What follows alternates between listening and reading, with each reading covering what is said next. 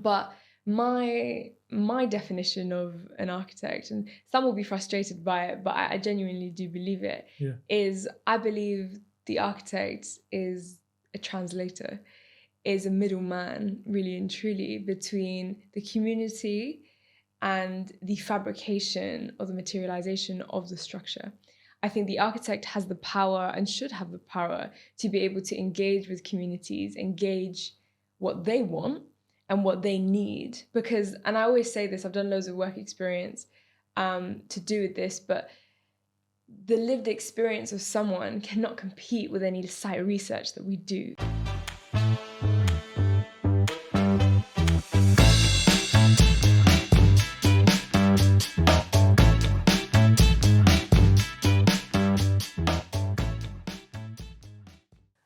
Hello everyone, welcome to Cambridge from the Inside. We're here with a new guest today. Would you like to introduce yourself? Sure. My name is Sam. I'm a third-year architecture student studying at Cambridge, and I'm also a poet, but we'll delve into that as we go on. Nice, very cool. And today we're talking about studying architecture at Cambridge. We're going to go into what the course is like, how Sam's found it, and advice for applicants thinking about architecture. But for anyone who, kind of like myself, has a very superficial understanding of what architecture is, what actually is architecture, and what kind of things does a Cambridge University student study when they're studying architecture?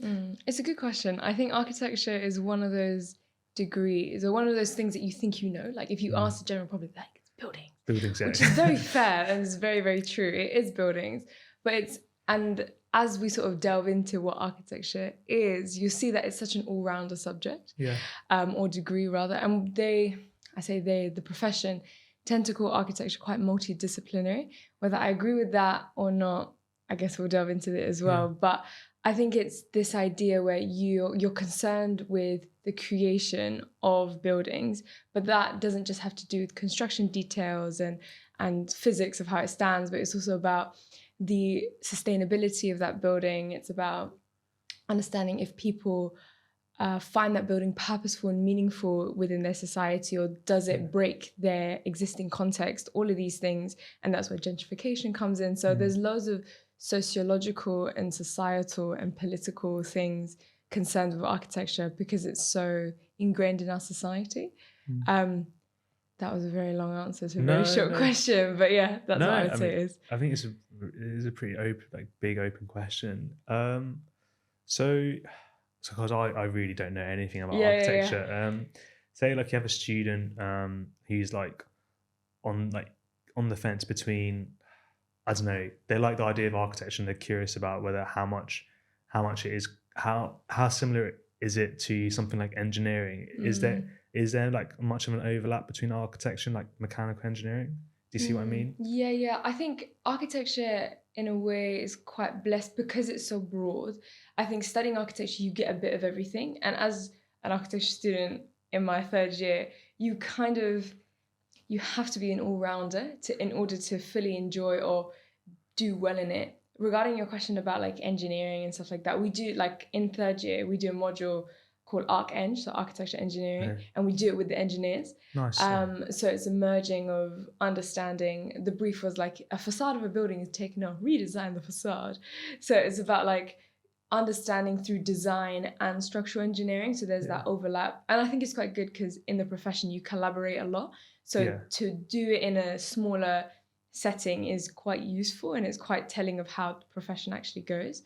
Regarding actually specializing in it's more structural engineering rather than mechanical engineering. Because I think, for example, if you can come to Cambridge and study engineering, and there'll be a module that will be structural engineering. Within architecture, if you come and study architecture at Cambridge, you do a module that's architecture engineering or structures in first and second year. And then through there, you're able to say or think to yourself, okay, this is something I really, really like, or it's something I don't really like and I don't really want to go into. So architecture is quite beautiful in the way that you can choose, you get to experience everything. But once you graduate, you're able to say, okay, this is the sort of field I'm interested in, because you got to trial all the other ones through the different modules. Nice. I think that's really, so am I right in thinking it sounds like in architecture you have like the choices, like the choice of kind of diving into a more of like the not physics but like the mathematical structural side of architecture, or you could choose the more, I don't know if humanities is the right word. Yeah. Well, the way in which the degree is structured is you get to do everything. Like every module, like as much as you can get to choose later on, rather the choice comes later on. Like you can say you've done a module and you're like, okay, I want to do that in my master's, or I want to explore that further outside of the degree, the undergraduate degree. Because the way in which the architecture is structured is you have history and theory, which is your humanities. It's about the history of architecture, and it can range from different subjects, as well as construction and structures, and then environment, which is also understanding how your building impacts the world, because that's a big contributor. And in third year, we have a new module called like management, which is like the law of architecture. So it's like if you wanted to start your own architecture firm, how do you go about doing this? And so it's more about the law and how to be a qualified architect, because it's, unless you study architecture or you're in the world of architecture, it's quite hard to actually understand how you get there. A lot of people were like, yeah, I did my undergraduate degree and I'm an architect. It takes you 7 years in total to be an architecture, to call yourself an architect. Is that including the undergrad? It's including the undergrad. So it's a mixture of being in practice, but also doing your masters and going back and forth through the educational system. So it's a long run. Yeah. Wow.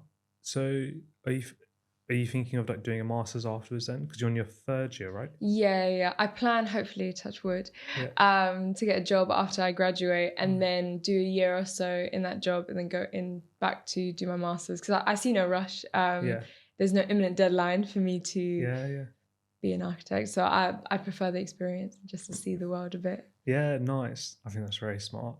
Yeah, definitely no rush. So kind of thinking from like a year 12 perspective, what different reasons do you like students have for choosing architecture, do you say? I think there's a multitude of reasons. I think the reason a lot of people is they choose architecture, or they sort of are attracted by architecture because they're often stuck in the two worlds of, I really enjoy my sciences, but I also like my arts. So it's not wanting to give up either or. And architecture is a nice middle ground, middleman between those subjects. So I think that is one big reason people choose architecture. Another reason is this idea of practicality. I feel like a lot of the times, especially in my school, I'd say, if you were interested in the arts, even if you wanted to do an art degree or a ceramics degree or something like that, you'd most likely choose architecture, because in a way, and unfortunately, it's viewed as the more practical out of the arts, even though architecture is not considered an art. So a lot of people would choose architecture, but then later realizing their love for the subject, and always kind of going back, I have friends back home that architecture, because it sounded so attractive, like you're the big architect, people would choose that under the guise of it's a serious or more serious in comparison to any of the other arts. I don't think that's a good reason to choose architecture, but... So am I right in saying, like, there'll be students who like really love art or fine art or like whatever, creative art, but I don't know, whether it's pressure from family, community, or culture, will want to choose a degree that will like get you a job, as it were, and then think that architecture is a perfect marriage of the two, but then later realize that they have a real passion elsewhere and they might have not gone into architecture for the right reasons. Is that kind of what... Yeah, that's exactly the case. I think because I work with young people a lot, I do a lot of workshops to do with architecture, but also engagement to do with architecture and building new things to do with the feedback that we get from young people. And I say young people, teenagers from like sixth form, and also secondary school. And a lot of the time, especially sixth formers, because they're trying to choose what is they want, they say like, I want to go into architecture because it's like really cool and I get loads of money and like like it's either my parents would say, and I think it's really typical, it's like my parents either want me to be like doctor, engineer, or like or like architect, and that kind of falls within that category. And in a way I understand, and every time I hear that coming from a young person, I think like, but do you really want to do it? Because it's a lot, like I said, 7 years is a long time, so you have to have a love for it, or it will fade, and it will be quite frustrating when you get to a point and you're like, you know what, I realize this isn't for me. There's always opportunities, and there's always time to change and realize your passion, but I feel like it's that direction very early on. Exactly. Because you want, because it's even better to make the right decisions earlier on rather than having to like switch direction, but switching direction is also fine. I mean, I think as a rule of thumb, following what you enjoy and like really believe in is a good idea, because I think then once you do that, then like I think your good opportunities just seem to happen to arise that wouldn't have arisen if you hadn't gone down like what you enjoy. So like I know like this job that I'm doing is kind of like it's a new role. It's like a role that didn't really exist, but kind of like arisen from me just following what I really liked, and that wouldn't have worked out if I like did what I was told and became a doctor. No, exactly. It's breaking the mold of it. I like it. So how come like you chose architecture, and were there many students at your school like applying for architecture at Cambridge? To answer your first question, why I chose architecture, it's because, and to be simple and to be raw, it's because I like to help people, and I think architecture does it in a really beautiful way. I think architecture does it both advertently and inadvertently, whether you realize it or not. And like I mentioned at the beginning, architecture is such a big part of our world that it's so hard not to notice it. And architecture, to me anyways, is not just about your big skyscrapers. It's not about the Shard or the Burj Khalifa or you know, structures like this, though they are monumental and though they are brilliant. It's also about the people-centered architecture. It's about, you know, the alleyways that you walk through. Do you feel safe? It's about the school that you've grown up in.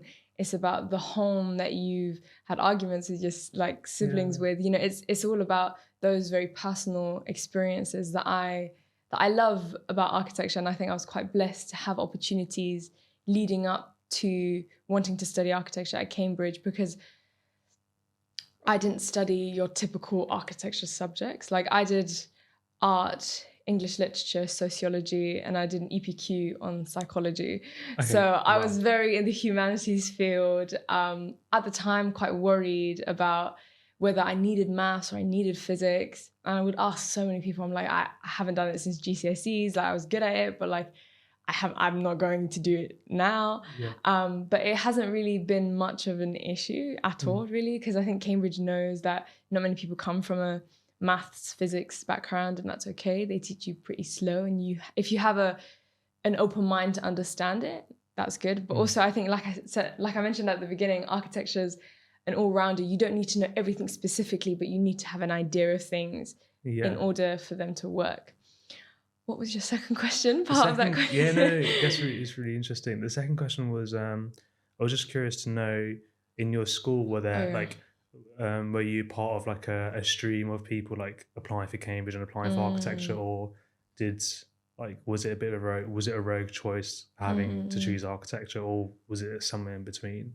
I think in school, I always knew I wanted to study architecture because of the things I did outside of sixth form. So I did the People's Pavilion, and I also was part of Accelerate, which was a program for helping young people get into or understand what architecture is. So we did workshops outside of sixth form, and that was like, okay, I definitely want to do this. And the People's Pavilion was like a big competition that myself and 2 other friends had won, which our structure got built in real life. Like it was, nice. It was insane. So all of that really helped influence my decision. But for others, I think my whole art class, my A-level art class, was 4 girls. And all 4 of us was interested in architecture. Some more than others. I think I had, by the end of it, all 4 of us were interested in architecture, but 2 of us applied to architecture. The other 2 applied for like either urban planning or like fine art. So that they kind of like initially was interested and then branched off. Nice. But I think applying for Cambridge in general, my school, I grew up in East London. I like to say born and raised, but raised there. And I love the East End. Like it's made me who I am. But there's also difficulties in growing up there. But I think my school, it wasn't common knowledge to apply to Cambridge. Like we had a support system that if you wanted to do Oxbridge, like they would help you. But Oxbridge, to do with like English or like sociology, I don't like to say typical subjects, but subjects that you can do in your A-levels and then sort of have a transfer. There was no transfer for architecture, and no teacher really knew how to give you advice for that, because there was no precedent of it being done before. So it was a lot of my art teachers' help of like, I think this might be good, this might also be good. So it was a bit of a guessing game. But yeah, I think it's, if you want to, the school is there to support you, but it's not they don't encourage. Like I think my school is more about wherever you want to go, you go. Then we want you to go here. That's so cool. So you'd be able to send this podcast to your school. Yeah, that would work out really well. I was curious, like, what kind of struggles were there, like working in the East End, living in the East End? Oh my god, a multitude of them. I think one of them is, so I grew up in Tower Hamlets. A lot of my family is still there. My home is there, really. And Tower Hamlets is a bit of a double-edged sword, I think, because you're bordering kind of Canary Wharf and that place, which I think is your big business. But then literally across the bridge or just down the street, you're faced with sort of social housing schemes and the Limehouse estate. Like, there's the disparity between rich and poor is unimaginable in the East End, and it really makes you reflect on your experience living there. I think as well in Tower Hamlets, there's this stereotype, which is I think it comes from a small element of truth, but is also mixed up with other preconceptions and ideas, and then it gets quite convoluted. But there's this sort of low socioeconomic background that people are there, people are on benefits and things like that, which I think for those that don't live in the East End, it's easy to look in and say that's what that is. And, you know, not many people, when I came to Cambridge, it was quite funny because a lot of people didn't expect me coming from the ends or from East London. And I find that perception quite funny because I think to myself, what would I typically look like to you or sound like to you? So that's a really interesting, not conflict, but experience that I had coming to Cambridge. It was like, oh, where are you from? I was like, oh, East London. They're like, huh? I was like, East London? Yeah. So it was interesting. But yeah, but I still, like I mentioned earlier, I love the East End. It's made me who I am. It's influenced my poetry a lot as well. Nice. That's very cool. Yeah. So the next thing that we've got here is, I was wondering if you could go through the core structure of architecture, for anyone who's interested in applying. Sure, yeah. I think it depends, or is different in every year. So from your first to your third year, it will ever be so slightly different. But ultimately, you have your history and theory course, which you can choose modules within that course. Usually there's a series of 4 lecturers that lecture on different things. You get to choose one of the 4. You can also go to all 4 if you want, but you're getting assessed in only one.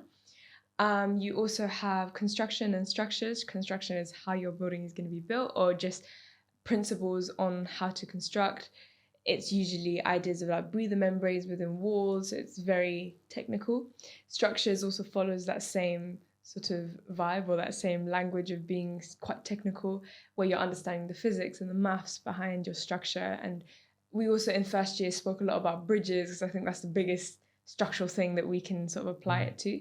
We also have environment, which is really important. So it's less about your studio brief, and studio is another part of that, but it's more about just generally if a building were to be built in what context, in what country. If you have, for example, it's made out of loads of glass, where are you manufacturing that glass?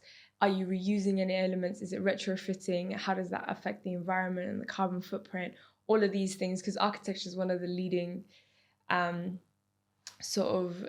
contributors to CO2 emissions. So because it's such a big industry and you're producing such mass things, it's important to consider that. And we also have studio, which is your biggest kind of module, because you have studio 2 days a week.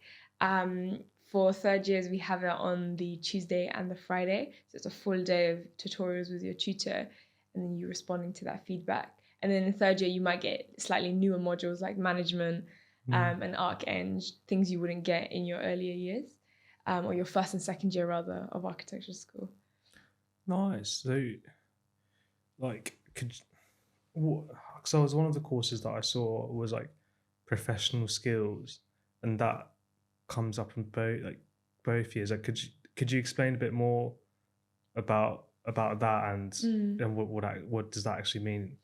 Professional skills is funny because I think none of our on our like lecture timetable, there's nothing that says professional skills, but I think it's just to do with, before they might have had something, I could be very wrong, but before I think they had like teaching us AutoCAD and Rhino, which are the platforms or the softwares we use to create plans. Okay. So they're very technical softwares that's quite hard when you're learning on the go, but I think that's what was in place last time. But for those sort of, same thing with like critical reviews and things like that, those are crits.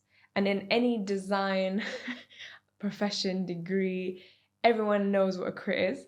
And a crit is, people like to say, it stands for criticism, but it is a review of your work fundamentally. And it's archaically and notoriously known for being quite scary, because your exam happens in front of you and your examiners are sat in front of you and they get to ask you questions in front of your tutors, but also in front of your cohort. So it's being able to present, but also answer your questions effectively. I feel like I went on a tangent of No, yeah, that sounds really interesting. God, it sounds like a trial. It is.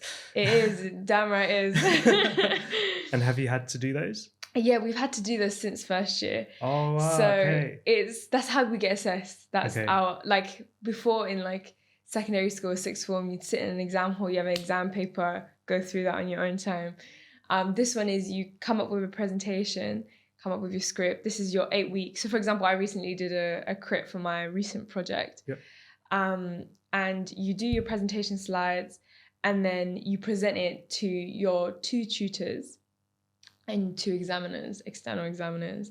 And your tutors often don't say anything during the like final crit, but it's your examiners that are asking you questions about how you came about creating this project, what was your inspiration. And it's quite difficult because your examiners don't know anything about your project. And when you spend 8 weeks, your head is so deep within your project. It's really important, like very, very important, to take a step back from your work. And often when I prepare for my crits, I tend to present to my non-architecture friends. And if they understand what I'm talking about, I'm doing it well. But if they don't, there's clearly something that I'm missing. Because it's like you need to hold, even though your examiners are probably architects or they're in the architecture field, it's still really important to hold their hands through your project and through your thought process, because it's only an 8-minute presentation. And if you go over, they deduct marks and things like that. But it's really important to be as succinct and clear as possible, whilst also still remembering all the things that you came up with during your crit. So it's a bit of a juggling game. But as you go throughout the years, you improve naturally. So are there like any essays or any exams? There are, but they're coursework. So over the like holidays, for example, history and theory in second year, depending on what module you took or lecture series, you would get given a series of questions, and then you get to choose one question and write a 1,000-word essay on it. Same thing with structures and construction and environment. These are things we learn during term time, but get assessed through coursework throughout the holidays. And then we usually give them in just before the start of the next term. So throughout like the term, like with your supervisions, what does like a typical supervision look like, and what are you normally expected to hand in for architecture? It's a really good question. I think we have 2 types of supervisions. We have tutorials, which are also technically still supervisions, but they're studio based. So you, for example, bring drawn work to that tutorial and say to your tutor, this is my thought process, this is what I'm thinking, this is the demographic of people I want to work with. What do you think? And they will give you readings and they'll give you suggestions and precedent studies to help you navigate and direct you in that. So that's one type of tutorial / supervision. The other side, which is more Cambridge typical, like everyone has this sort of format, is like, for example, our history and theory, we get given a text to read. We do that reading, and then in the supervision, we bring out notes for that reading and we discuss. I quite enjoyed those supervisions, or any supervision that was like your history and theory or construction or structures, because you get to ask questions. I guess that's the point of it, but you get to ask deeper questions to your lecturer personally, or to like supervisors, which are very well versed in the field. Mm-hmm. So it's a really nice, just like conversation, really. You bring your readings, but it's just a conversation that helps you delve deeper into what it is that you enjoy or what it is that you find interesting. So that was the sort of layout. You bring something to talk about for both settings. But can you have those kind of conversations in the tutorial? Which conversations? Like the ones with the academic, like the deep. You can do, like, it's not rigid, because I think with supervisions, for example, with a history and theory lecturer or supervisor, you often do it with 4 of your course members. And if you want to bring, I think we definitely did it at some point in second year. I can't remember what for. The idea of the commons or this idea of the subaltern, ideas of like society, and you can bring your studio project and say, how would you link that? Or I took a course last year about participatory and engagement architecture, and how have you integrated that, if you want to, within your studio brief. So there is overlap, but that is if you want to make those overlaps. There's no clear compulsory sort of understanding. You need to link both. You don't have to. I see. It's good, like they definitely overlap. So I'm just trying to get my head around. So I think I understand the supervision. So the tutorials, are there any academics there, or is it just to study? It's your tutor. So your tutor is often an architect practicing. Oh, okay. So they're looking at your work through that lens. The tutors are different to the academics. Yeah, your tutors and your supervisors are different. Yeah. You have two different ones. Because I think tutors normally mean like people who are giving pastoral care in the college. Oh no. So tutor is like your design tutor. Okay, so just to make it clear, so in architecture there are both supervisions and tutorials. Mm-hmm. Supervisions are like discussion based with your supervisor and academic about the work that you've been doing. Exactly. And the tutorials are stuff you're doing in the studio. With your tutor. And who's the tutor? The tutor is often like, for example, your tutors will teach at different like universities as well. So my tutors, they teach at the AA, so like the Architecture Association. So, and they're also practicing architects. So they're sort of separate from your all your other courses, your history and theory, construction, environment, all of that. They come in twice a week, or like they alternate. You have 2 tutors. They come in to talk to you about your studio brief, which is completely separate to all the other things that are going on. Right, okay. So it'd probably be easier to explain it through this way. Especially in second and third year, you get to choose your studio. So there's often, in third year, there was four studios, and they all were based on different things. So my studio is based on like domesticity in the home and sort of injecting ideas of society and sociological ideas within architecture. And then other studios might be like, one is called like Urban Fibers. It's just about materials and how you can understand building architecture through like mud bricks and things like that. Others are more about master planning, about not focusing on very small architecture, but kind of city planning on that scale. So your tutors are special, like they're specialized in those fields. Yeah. Okay. And you get to choose. Yeah. Choose which one. Fields. Yeah. Okay. Is that clearer? Wow. Yeah. I've not heard. It is a lot, especially with like no clue of what it is. Because architecture is different in every university as well, but there's a lot that you have to cover in an architecture degree. Sounds really interesting. And the structure of the course is like no other course. No. It sounds really cool. So is it a 50-50 split in terms of how much time you're spending in the studio compared to like your supervisions? Studio, you spend more because I don't know the exact percentage split, but you'd spend a lot more time because you have 2 days of the week where you full days are dedicated to studio. Whether you decide to do studio is up to you, but like you have 2 full days throughout the week that are dedicated to that. And studio has a heavier weighting than your other courses because they're all very small courses, so they all add up. But your studio is one big course. I see. Okay. So a lot of people tend to focus heavily on your studio because it has a bigger weighting. So, and are there any lectures for architecture? Yeah. There's your history and theory. Yeah. Are they in the morning? Yeah, they're in the morning. Okay. But it depends on what lecture series that you choose. Sometimes like they're just after the morning, but all the modules from history and theory to construction, structures, environment, they're all lecture based, very similar to any other course. But we get assessed not through exams in term time, but coursework. And then where everyone is funny because in Easter term, when everyone has exams, architects, we also still have exams, but it's the same thing as every term is at the end of term. Yeah. So it's not no different. Yeah, it's no different at all. Nice. That's really cool. So in the Easter term, you guys are kind of chilling because you're used to it. Yeah, we are very used to it. And it's funny because I think the first time... And just to clarify, Easter term's actually the last term, the summer term. Yeah. Just for anyone who doesn't know. Yeah. Because it's funny, whenever all your, like for example, in Michaelmas term, all my friends, they're coming towards the end of term and they've kind of, courses are done, lecture series are kind of done, architects are not done. Like this is the time where we really need to pull through in the last 2 to 3 weeks. Yeah. So it's tough for us. So everyone's like, oh, do you want to go out? No. Yeah. No, don't book me after the end of term. But other than that, yeah. And just to clarify, Michaelmas term is the term in autumn. Yeah, it's the first term. The first term. Yeah, and Lent is your middle term. Easter is your last term. Yeah, exactly. Yeah, Cambridge have these funny names. Names.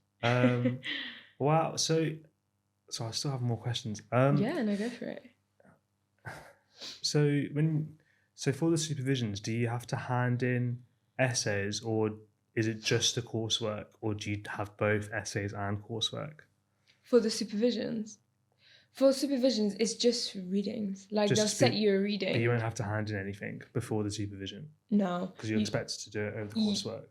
No, you're expected, for example, you have a lecture. Yeah. And then later that week, you have a supervision for that lecture. Yeah. And your lecturer will say, everyone read whatever.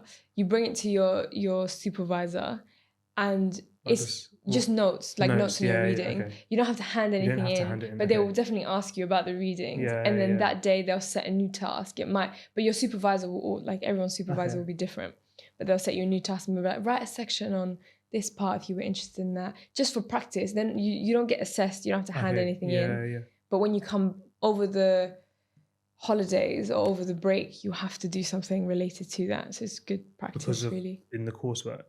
In the coursework, yeah. So it'll be related to whatever your supervisions and your lecture series are. Okay. So the more work you do, the easier the coursework is. Exactly. No, because a lot of subjects you have to hand in an essay for the supervision. So I just wanted to clarify, because it sounds like that wasn't the case, and just wanted to double check. Yeah, because we do a lot of hand-ins over the break. Oh really? Okay, yeah. So deadlines over the break. Yeah, but more so just before term starts. So just before we all move in, that's our deadline time. So right at the end and right at the beginning. Yeah. Architects get no break. So that's why people are like, oh, you have such relaxed terms. Oh, I see. Yeah. No. So yeah, it sounds like term time is the most relaxed time compared to. Yeah. I'm not saying it's relaxing. Yeah, but just comparatively. Yeah, it's slower because you have a deadline at the end of every term, so it's slower than your deadline or your deadlines rather, because you have multiple courseworks over the holidays or break. Yeah. This is mind blowing. It's a lot of work. It is a lot of work. It does sound like a lot of work. Yeah, that's why I said, at the beginning, you can't have the love for the subject or it will not. Or it'll be a very, very difficult time for you. But you got to love what you do. And you got to be, I think, maybe love is a strong word, but at least curious to explore all of these facets, because I love more like history and theory based than studio. Doesn't mean I don't like structure and engineering in that aspect, but it's interesting to me. But my interest lies more within the history and theory, and that's what I really enjoy. But I still have a curiosity to all the other modules, and I think that's that balance, you know. Nice. I mean, it sounds really good. It's really good that you've managed, that you're keeping that curious spirit as well, because I think that'll help. That helps with the course.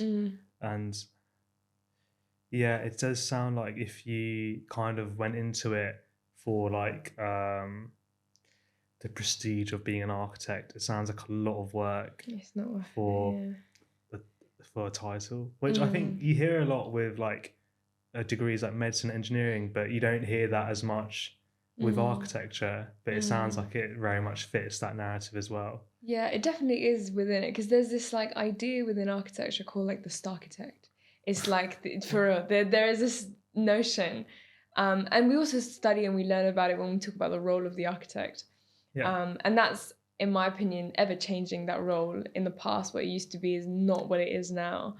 But it's this idea, you kind of hear it in the title, but that the architect is this big grand designer that's amazing and can think in all these mysterious and cool, crazy ways. You know, you hear Zaha Hadid, Frank Lloyd Wright. These are names that like are standalone Starchitects, Norman Foster.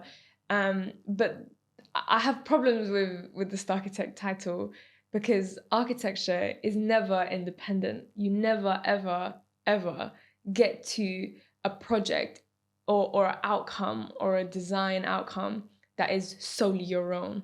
It is never like that. So I find it arrogant in a way to say this it's the Starchitect or it's just one name, because it never is. So what does Starchitect mean?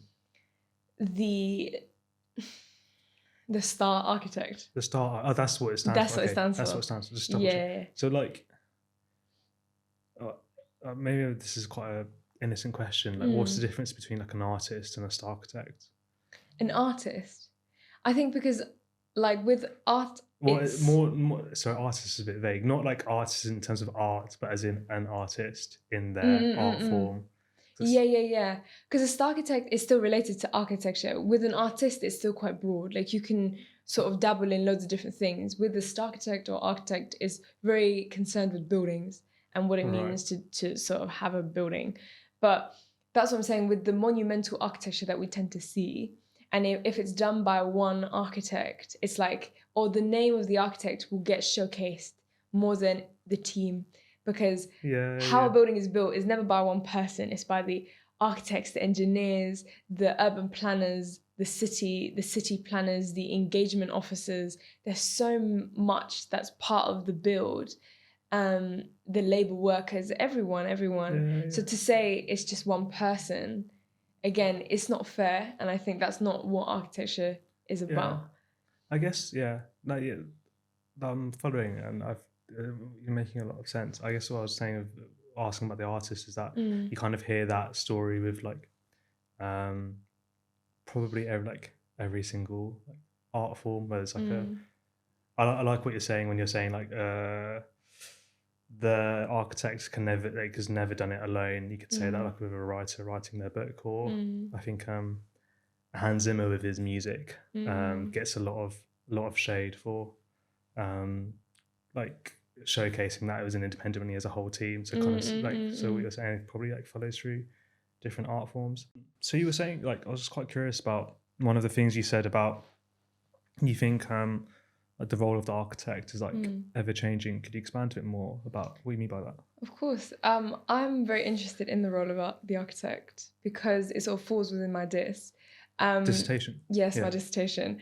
And it's a chapter within my dissertation, so it's a really, really important facet. But before I delve into that, the role of the architect before, and this is, it's kind of re-emerging back, but ever so slightly, before the architect was this sort of artist, like they were a pen in the way that they would draw, and they had this art and this beautiful talent to be able to articulate very detailed, construction drawings and elevations and 3D renders. So this was all done by hand, and it was a talent for the architect to be able to do that.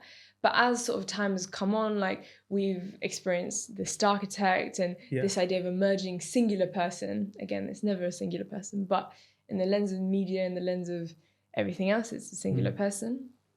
But my definition of an architect, and some will be frustrated by it, but I genuinely do believe it, is I believe the architect is a translator, is a middleman, really and truly, between the community and the fabrication or the materialization of the structure.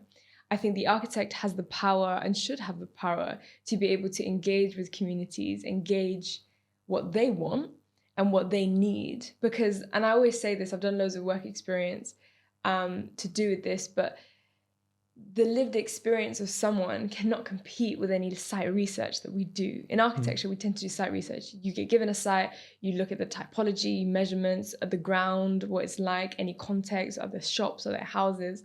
But that is really superficial in comparison to someone's lived experience there. It's their whole life. It's decades and decades of, I know every crack and crevice of the neighborhood.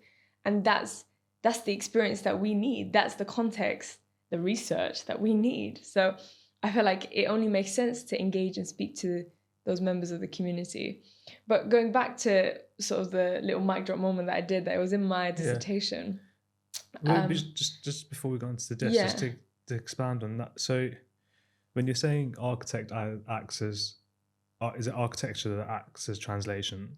No, the architect. The architect is a translator. As a translator. And what is it? What are they translating from what to what? It's a good question. This is my hope for architecture. Architecture is not like this at the moment. The architect doesn't have this role. But this is the role that I think they should have. Translation in the way that architects do the engagement. They speak to the community. And if it is, let's say, a new social housing block, or if it's a new shopping centre, or if it's something new within a neighbourhood that maybe hasn't had anything new in a while, it's so pivotal to speak to the people, because the architects will be in the process of designing it, or the doorknobs and the stairways and things like that, but it's the people that experience it for years and years of their life. And so what the architect does, or I believe should do, is listen to the people, understand, engage, and build that rapport with the communities, and understand what it is that they need and want, what's their struggle. And then through that, translate that in a design. That's where the talent of the architect comes. That's why we study for 7 years. And then translate it then we're taking it at the later stages of RIBA, which is the stages of building. So when I say RIBA stages, you have like stage 1, which is like understanding or materializing what it is that we want to do. And then as you go further down the RIBA stages, that's like when the building is tend to be built. So RIBA stage 0 should be where engagement happens. But it isn't. I see. So this like idea of how like where you think architecture, how architecture should behave, is the idea is building off the idea that architecture is for the people. It is like for the people, like by the people people. Centered, Entirely. Like I think architecture is a people's discipline. If we didn't have people, we would have no discipline. We'd have no practice.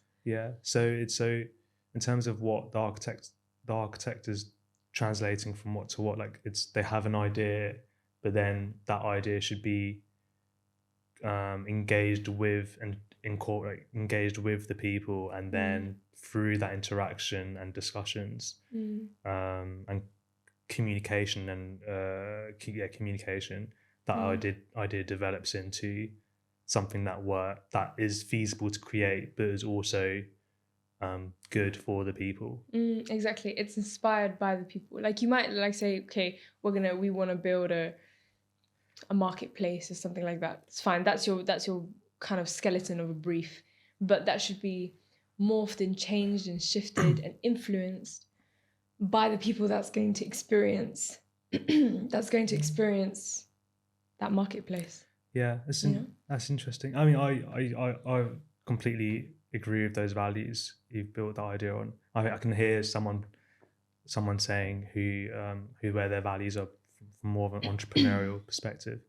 I guess someone would try to make a claim that there should be a more of a leaning towards the entrepreneurs than the people. But I guess,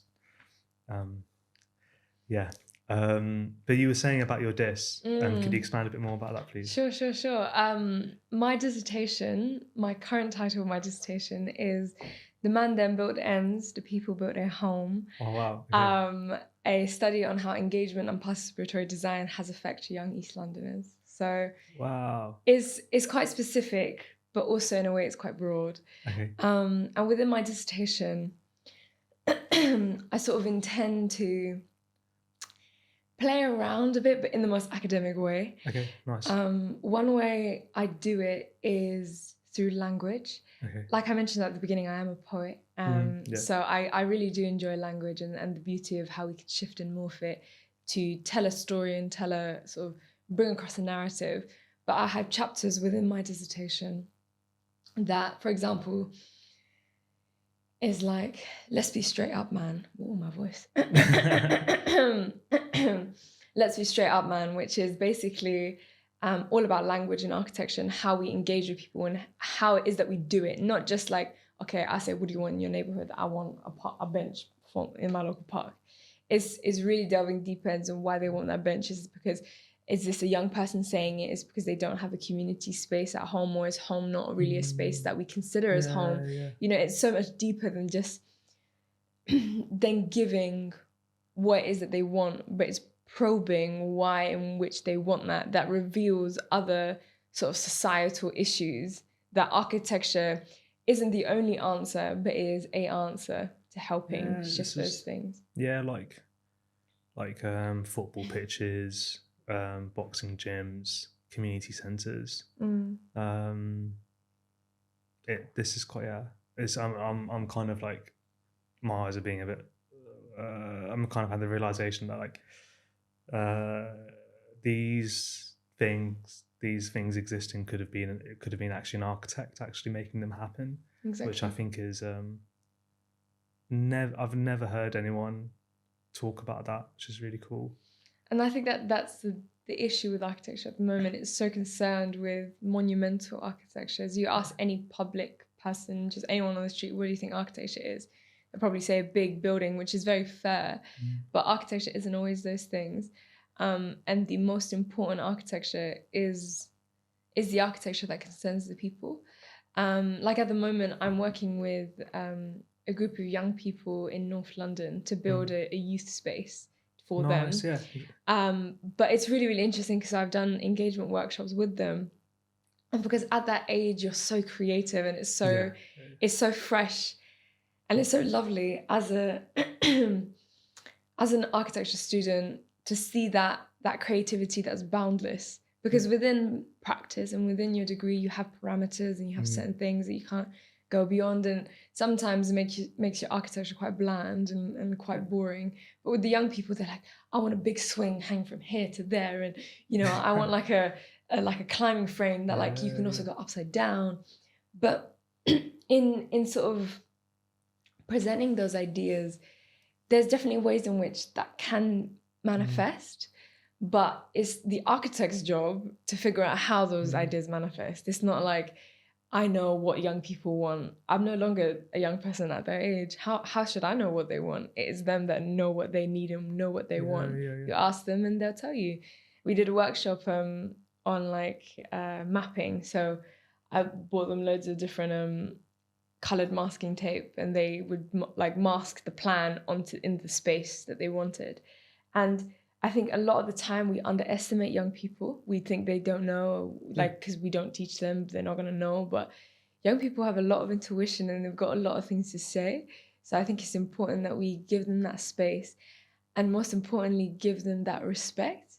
Something that I got before I entered architecture school with the People's Pavilion was that you feel so empowered because the older generation or adults that you feel like they kind of take charge, let you be in charge for a bit. And it's a very empowering feeling. So I got that taste of it when I was very young, and that sort of stayed with me as I've gone through architecture school. And I intend to give that taste to other people as well. Nice. Wow. That's phenomenal. That's like, right, like there's a lot of overlap with at least like the narratives of the work, like the kind of work that you're doing with like with outreach. If there's any difference, to be honest. I want to hear more about like your thesis, and because it sounded really interesting. Like, could you explain a bit more about the idea behind the title? Yeah, so the man then built the ends, and the people, like, it's like there's like a line, and then the people built their home.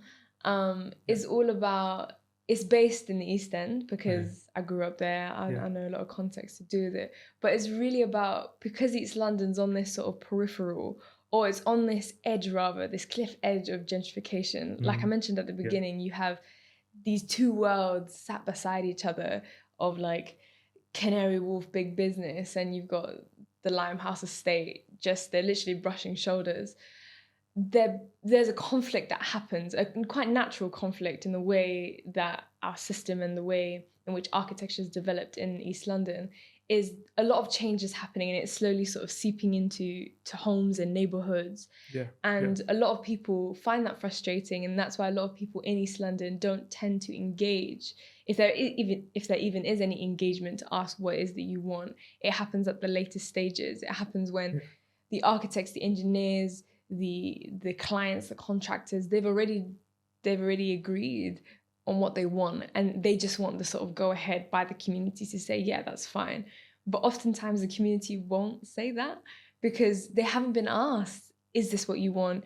Is this going to block your view? There's a big sort of other tower block right in front of you that's going to sort of stop the light going into your block, making it very dark, and then eventually they're going to, move to your block. So I think it's a lot of fear that, and it's not only in East London, but I'm using East London as my case study.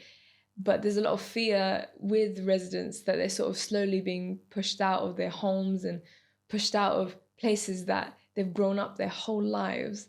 And I think they're rightfully frustrated because it's like making a change in your life and saying, just, this is the change that's going to happen. Do you agree with it? And you're like, no. I'm like, oh, well, okay. So it's that powerlessness you feel, which is frustrating. And that's what my diss sort of tries to address. Wow.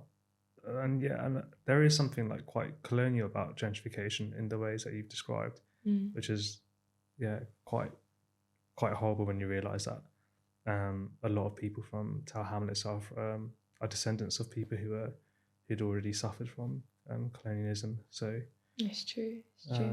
And Tower Hamlets is a very diverse area. You have so many people from all walks of life, and the shops and the marketplaces, Brick Lane, all of these areas, they emulate culture and they emulate diversity. And there's nothing, places like Brick Lane, for example, there's nothing there's no fix that an architect can give that will therefore make it more cultural, make it more diverse, because the people have done it themselves. They didn't need to do anything. So when it comes to projects like that, don't touch things that don't need fixing or that people don't want you to interfere with. So I think there's a balance. And that's why I think engagement is so important. It's about rebuilding that relationship with the community. Because once a community is on your side and they're sort of speaking with you on this project, it becomes a much more rewarding project, both for the architect, for the whole sort of profession, but also for the people that will experience the space even further. And I've inadvertently, when I was young, I was always part of that engagement process, even with People's Pavilion, where we were engaging with other young people in London. We were engaging with architects and engineers, and we were having chats with them. We were having chats with local people that would walk around the Here East Olympic Park site where it was built. We were doing it without knowing it was engagement. So my research, like I was sort of mentioning to you earlier, has been happening for a long, long time without me actually knowing. Wow. So that's quite interesting, because I think with dissertations, with theses in the subject, a lot of students will, like, they have their course, they enjoy their course for sure, and they're really curious about it, but there are like certain things that they need to accomplish, like do exams, coursework, and a dissertation. And it's kind of like a dissertation is nothing more than a dissertation, I guess. Whereas sometimes you hear, well, it sounds like sometimes you hear, like with cases like what you're saying, it sounds like you're saying that you're using the dissertation to say something that you think really needs to be said, and something that you've been saying for a time well before you started studying architecture. Definitely. I think it becomes a thing in a way where when you're in an academic setting, you sort of realize, wow, I've been doing this for a really long time, and you think of it through a different lens. See, when I was younger and I was getting involved in architecture, it never crossed my mind once. I didn't even think I knew what engagement was. I knew like to engage with someone is like to speak to them, but that was sort of my very base level understanding. But I think also my dissertation is, in a way, is very personal because it's, and I was having actually a chat with my dis supervisor about it, about like ideas of biasness, and it's still an academic piece of writing, but it's also so personal to me that I also feel in a way angered and frustrated because I've watched my neighborhood change. My parents have watched that neighborhood change even further. So it's about how many generations are you going to wait until, the area is completely changed. Which again is another thing that's quite scary when you see change and you don't expect it, or you don't have any part in it, because it's like your neighborhood is fading around you, but you're still staying there. So. Yeah, wow. Yeah, I think it was like, correct me if I'm wrong, like, so would you say you think architecture can be used to make people's voices heard who have been unheard thus far? Undoubtedly, yeah, I do agree. I don't think the profession does that at the moment, not at all. But that's what I intend to enter the profession doing. Yeah. Is to shifting it more people-centric. And I know what people might say about it. I know there's, issues of funding and time, and, we can't have the time to be engaging with everyone, and then building the structure. But I think realistically, architecture projects from RIBA stage 0 right to the end, it takes a long time. You're telling me you can't do any engagement during that time. I think that's a bit of a pathetic excuse. So it's about really understanding, or rather humbling, the role of the architect. It's not just you, and it's never been just you. Even before we're talking about engagement, it's a whole team of people. So it's about putting respect on the people that have worked in your team, but now more so, because I think we're in this position where we can put in respect on the people that will engage and be a part of the architecture that you intend to build. Like, we always remember our childhood homes. Yeah. We always remember the parks we used to play in. These are all things architects have placed or designed or been a part of. So I think it only makes sense to engage with the people that will be experiencing these playgrounds and these spaces throughout their whole childhood or throughout their whole life. So that's something that's both an interest to me, but also an anger in me that I intend to academically address through my dissertation. It's a sort of vessel. Nice. I think that's such a great combination of personal history and personal interests from where you've come from and what you've experienced, combining that with, I don't know, a recognition of issues at home and home community, and then also willingness and wanting to do something about it, and then on top of that, kind of coming to Cambridge and using the institution and the opportunities that the university provides,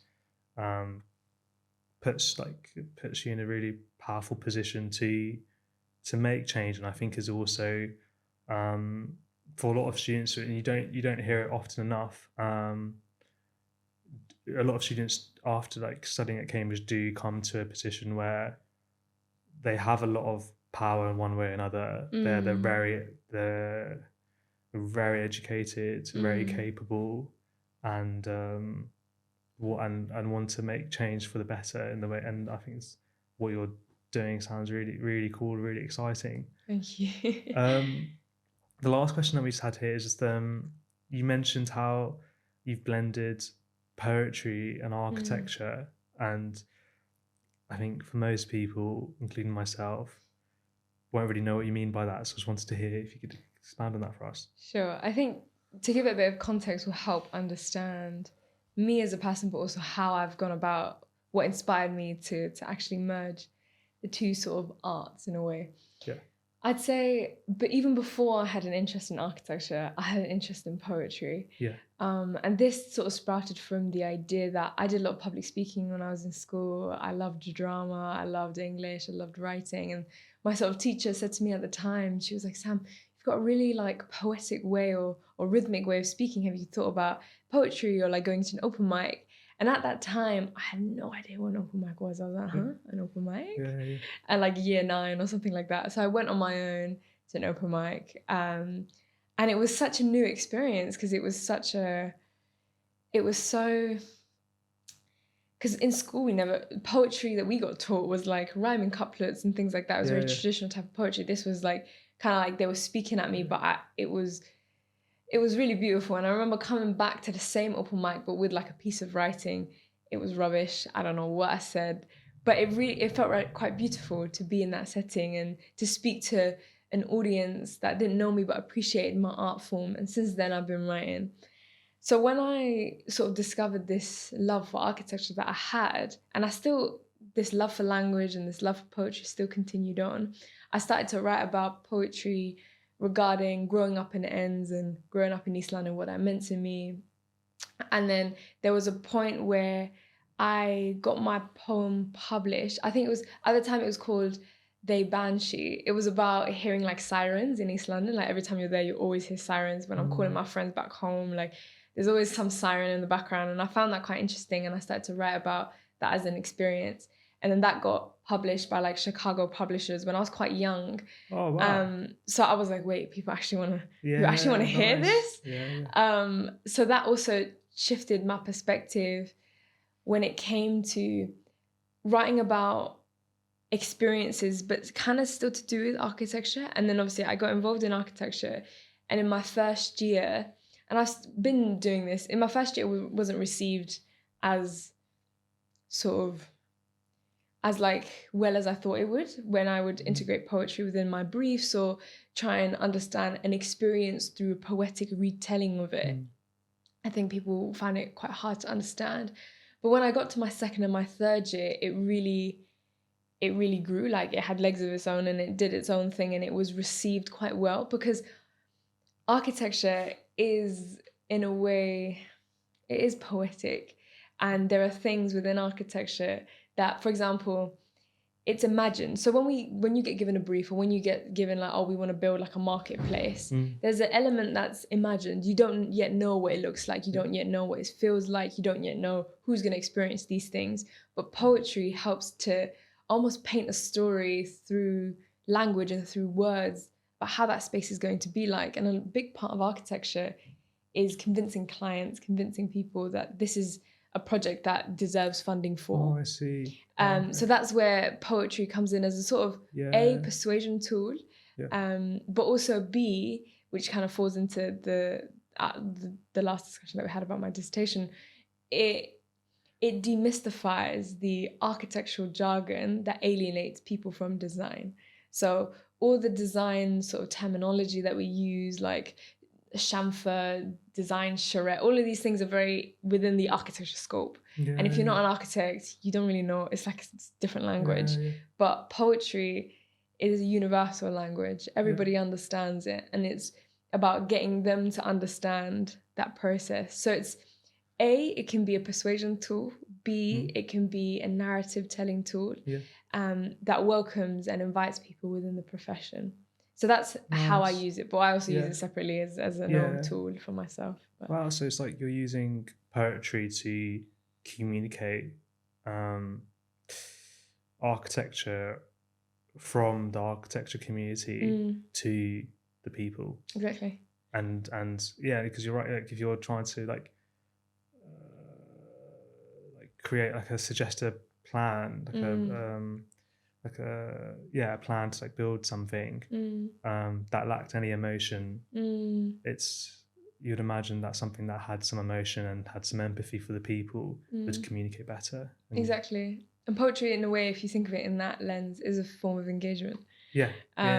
You can engage with people through the poetic language, which, again, is something that I'm still developing, both within my academic experience, but also my work experience, like going into the profession and seeing how this actually manifests. Because I did a work experience a while back, but I worked with Crystal Palace National Sports Centre. They're undergoing a big renovation. I collaborated with a sports leader, so they focused on a certain sport element. Our sport element was track, and then we did this in the Crystal Palace track space. They have an indoor and an outdoor track space. And my role was called equity designer. And you'll notice that it isn't called architect because roles of the architect and things like that, but it was called equity designer. And my role was fundamentally engaging with the young girls, the young people, and understanding how they experience space. Like, for example, if they came late to the session, why were they late? Is because they were lost? Was wayfinding very difficult? If they weren't very comfortable partaking in some of the activities that we did, like track activities, why is that? Is it because they don't have enough space? Is it because they feel like they're going to slip? What is it? So it's really, really getting up close and personal to people's experiences. And my sort of role was, I would do the workshop, I'd do the track drill, I'd do everything. So I was in my sports gear. So there was that rapport built with them that I'm not here nice. I'm not here just standing on the side watching you guys at like Ofsted. I was here to actually partake in the workshop too, but cool. I want to also hear what you have to say. And by doing that, they were very candid and open with me about their space. So when I asked one of the girls, I was like, how come you came late? She was like, oh, girl, I couldn't find it. I was like, what do you mean? She was like, yeah, like there was no sign. I went around the whole place, couldn't find it. So I said, that's an architectural issue about wayfinding, about signage. And then when we got to the track, one of the girls was, I saw that she was purposefully going slower than the rest. And I asked her, like, you're right. She was like, oh, there's like a big puddle on the floor because there's leakage from the roof. So I can't run near that area. I'm scared of slipping. So there's so many elements. And we sat in like a kind of circle at the end of the session. And I would ask them, hey, like, what do you think about the space? And be honest with me. I want to hear everything. And you know, they're very open about, I like this, but I don't like this. And I feel quite shy because there's a big group of boys there and I can't go get my equipment. Like, it's all these things that architects should consider. It's not our preconceived ideas. I'm a young woman and I could be in that track space. I have one experience of it. All these girls have a very different experience of it. So yeah, it's, my role there was sort of your core example of a translator, of being the sort of middleman. But it is extra work. But still rewarding work. I mean, it sounds phenomenal. Like it sounds like you're saying that as an architect, architects need to gain the people's trust, and to do that in a genuine way, an honest way, you'd have to show the people that you have their best interests at heart, and you can't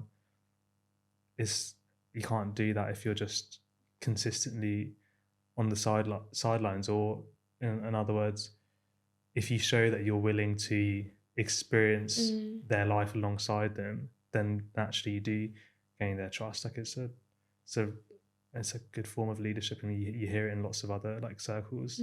Like when like the head of the team joins the rest, you kind of like have more respect for them because they don't see themselves as too good for you, or something separate. Because I think it's also this idea of like breaking down that hierarchical system. Like I think that's what all the conflict is about. When I spoke about East London and this idea of your neighborhood changing, it's because people see themselves in different positions within society. Someone that can make a change and someone that's just part of the change, but not even maybe that's not even a right way of putting it, because they're not part of the change. The change is happening to them whether they like it or not. So I think there's those roles that we need to slightly humble, like take away all the layers and see what that actually is. Because even with the young people that I'm working with in North London currently, next session I will bring all the designs and sort of collate all the things that we've done in the workshops and showcase and present to them ideas of a new plan, new views of their space, and they get to crit me.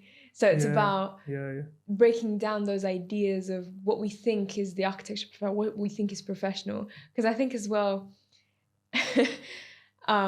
architects take themselves so damn seriously, and you can see it within the profession. Yeah. And that is what I think really takes away the magic and the love for architecture, is because you're so serious about it and you're not including people and you're not inclusive. You're just, okay, this is the deadline, we need to get it done. Money's on the line, let's keep it going. Which is not, it's not how our world should be working. It's interesting because, so am I right in thinking there's like one idea of an architect is someone who creates something that they or their team want to create, and then there's like another idea, like another idea of defining what an architect is that an architect is there to find out what is what either what the community want or what is needed from them to create. Do you see what I mean? Yeah. And it sounds like you're leaning towards much the latter. The latter, yeah. I think something that's missing in what you were saying is that there's always a client in architecture. Architects, like I mentioned at the beginning, are kind of like pens. They're there to draw and illustrate, and we go through 7 years of education and work experience to understand how in which we articulate what it is that they want, whatever program. But there's always a client, there's always a person that demands this to happen, whether it's a contractor or a businessman or a developer. It's someone that says, okay, we need a shopping center, we need a new tower block to meet these standards. So it's not the architect saying we want this happening. It's someone coming to the architects to say, this is what we need, show us how we can do it. And there are either self-centered is quite a harsh word, but self-centered ways of doing that, or ways that are more selfless, I guess. Yeah, because let's say a big developer comes to you or comes to the architect firm and says, hey, like I want to build a shopping centre smack bang in the middle of Chris Street Market, in East London. And there's also going to be issues with that, but often developers have already a lot of funding from loads of different sources, so the money is not an issue, but it's about how you go about making that structure within that space feasible but also meaningful, because it's the contractor or the developer is not thinking about the people, they're just thinking about, okay, I need to put this in there to get more money in the bank. But it's about, it will affect a lot of people that live within that area. So it is the architect, I think this falls within the architect's jurisdiction to say, okay, there's this big thing happening that's going to change the area. Let us go and engage and let us go and see how we go about doing this. That example that I gave is quite extreme, but for example, let's see how we go about doing this.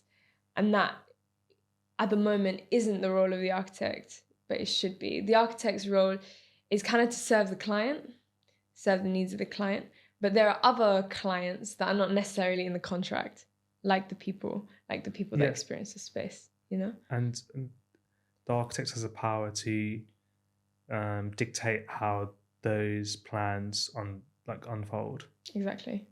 Wow, blimey! I didn't really know what I was expecting when we started this podcast, and somehow it's become something that even my lack of expectations, it was outside of that as well. This is really cool. Thanks, Sam. Such a really insightful conversation about the architecture course and ways that you've taken it, and I think it would be really inspiring for people who are thinking about architecture, but also anyone who's kind of thinking about how different ways that they can use their university education and where they go on afterwards. Definitely. I think you've shown that that you can use the university to kind of serve you and the course, and use like the opportunities to do what you want, which I think is not encouraged enough. I think a lot of people want to come to Cambridge because it's cool, but I think people should realise that they're cool and they could use Cambridge to do what they want, I guess. And I think you're sounds like you're doing that, which is really, really cool. Thank you. I appreciate that. Thank you for inviting me as well. No worries at all. And thanks for the viewers for watching, whether that's on YouTube or your podcasting platform. We're hoping to get more students in now that the admissions period for this year's ended. So in the upcoming winter and spring, after the Christmas break, we'll be getting more students involved. So stay tuned for that, and yeah, we'll see you guys next time. All right, bye guys. Nice. Brilliant. Throwing my brain.